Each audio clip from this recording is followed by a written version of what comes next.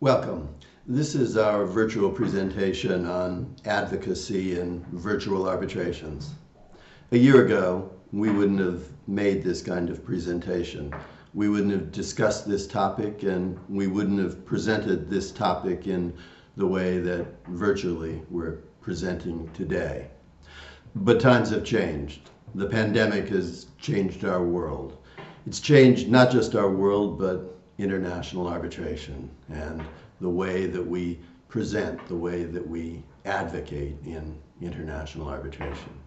That's the topic of this series of panelist discussions and mock exercises on advocacy in international arbitration.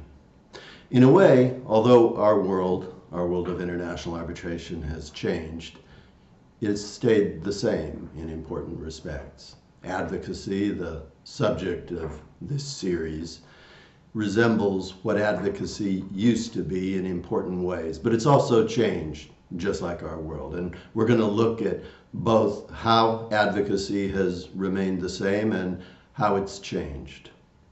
Even before the pandemic turned most work to work from home and many hearings to remote or virtual hearings, international arbitration had already been using technology in important ways to facilitate the process of international dispute resolution. Online filings, digitalized arbitration, hyperlinked exhibits, and remote testimony where a witness would be either on a telephone or heard by video conference were becoming, if not routine, at least common occurrences in international arbitration. And counsel and arbitrators had begun to develop techniques for dealing with remote testimony, dealing with case management conferences by both video conference and telephone. But the pandemic dramatically accelerated those earlier developments. Today, for the last 6 months, and frankly for the foreseeable future, most aspects of the arbitral process will have a very substantial element of virtual technology, remote technology. Most case management conferences in an international context, frankly, all case management conferences will be conducted virtually. They'll be conducted either by telephone conference or by virtual video conference technology. Instead of lawyers flying halfway around the world, clients flying halfway around the world, they'll assemble, whether by Teams or Zoom or Blue Jeans or some other provider, they'll assemble virtually the way that we're assembling now. In addition, hearings, full merits hearings in which witnesses, both fact and expert witnesses, testify, will also be conducted virtually. Those will seldom occur by telephone, but they'll very frequently occur, as they have for the past 6 months, by Blue Jeans, by Teams, by some other form of remote technology. And what we're going to look at today is how those hearings, from an advocate's perspective, can best be conducted. In many ways, what we're going to learn is that virtual hearings, although different from traditional in-person hearings, are also similar in important respects.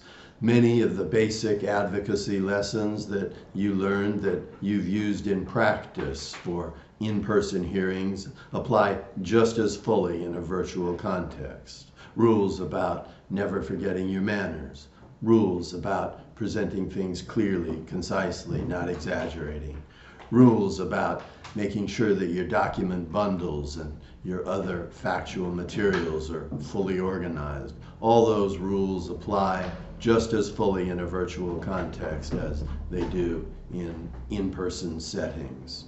We're going to look at how those rules are applied specifically in the context of virtual hearings. We're going to look separately at opening and closing submissions, considering the use of audiovisual materials, whether PowerPoint presentations or display of documents on the screen, sharing screens with the arbitral tribunal.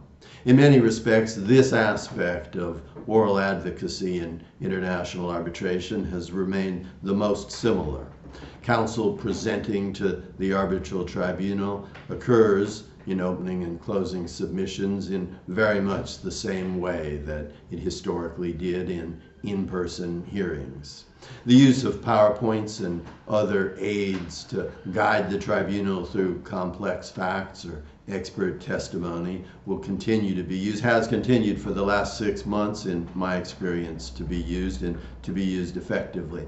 But there are additional tips that you'll learn in the coming days about how precisely best to use PowerPoints and other materials to assist the tribunal in understanding your case.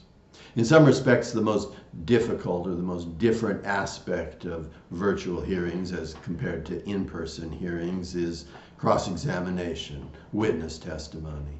In some ways that's ironic because that was the aspect of evidentiary hearings which had already become virtual to some extent prior to the pandemic. As I mentioned a few moments ago, remote testimony by witnesses who, either because of health reasons, visa issues, or other regulatory problems, could not physically attend a hearing, would give evidence by video conference. The entire tribunal, all counsel, the parties' representatives would be present in the hearing room, but a witness would be projected on a video conference screen and cross-examined by counsel in the presence of the arbitral tribunal. The use of remote technology in witness examination is still used in virtual hearings, but it's different in important respects. Instead of just the witness being remote, often everyone is remote. The tribunal members are all in their home offices, counsel separated from his or her team or working from home. And the witnesses, both fact and expert witnesses, are all in their own individual locations. The hearing is truly virtual in every respect. And cross-examining witnesses in that context presents specific challenges. Challenges with respect to ensuring that the witness isn't being coached. Is the witness in her home office really alone, or is there someone there signaling or telling her how she ought to testify? Challenges with respect to documents. How are documents presented to the witness and the tribunal in a seamless fashion? How are the relevant portions of the document that one wants to cross-examine the witness about highlighted and effectively presented without delays in the questioning, which can both distract the tribunal but also give the witness time to think up evasive answers or other ways to circumvent the intent of the cross-examiner? How can the tribunal's attention be kept, and how can counsel be sure that the tribunal is, to put it colloquially, with the cross-examiner? How can one be sure that the tribunal is really following and appreciating the thrust of the questions from the counsel that is conducting the cross-examination?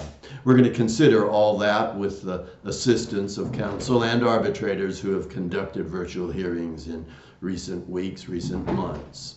And I will participate in a number of these individual sessions, drawing on my experience as counsel both before and during the pandemic. Finally, at the end of our session, we'll consider the same set of issues, but from the perspective of arbitrators. We'll consider arbitrators both in the pandemic era and thereafter. Thank you.